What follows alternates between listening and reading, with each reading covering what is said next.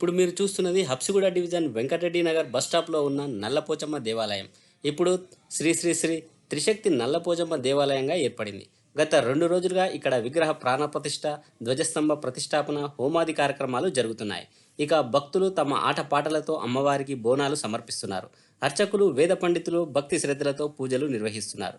ఇక చుట్టుపక్కల ప్రాంతాల నుంచి భక్తులు, ప్రముఖులు అధిక సంఖ్యలో పాల్గొంటున్నారు.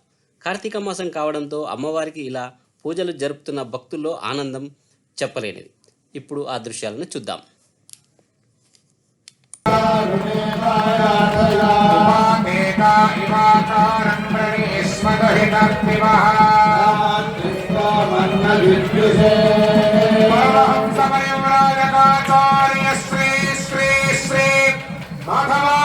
సరస్వతి స్వామి భగవాన్